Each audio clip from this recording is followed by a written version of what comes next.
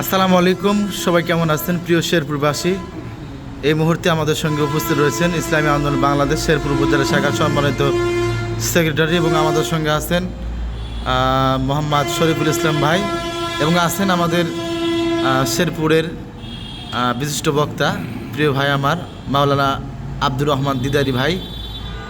আমরা দেখতে পাচ্ছি এই মুহূর্তে মাওলানা আব্দুর রহমান ভাইকে প্রভাষক মীর মোহাম্মদ মাহমুদ রহমান চুন্নু স্যার কিছু বই গিফট করছে।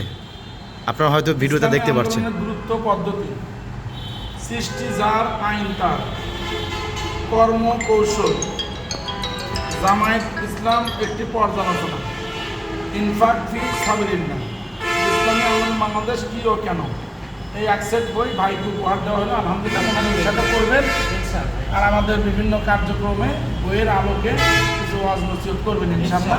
এই আশাবাদ ব্যক্ত করছি। আসসালামু আলাইকুম।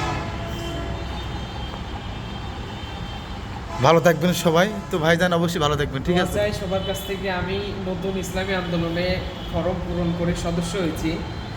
সারা দেশের মানুষের কাছে দোয়া চাই যে আল্লাহ পাক যাতে মৃত্যু পর্যন্ত আমাকে ইসলামী আন্দোলনের সাথে একনিষ্ঠভাবে কাজ করার তৌফিক আল্লাহ দান করেন। আমিন আমিন।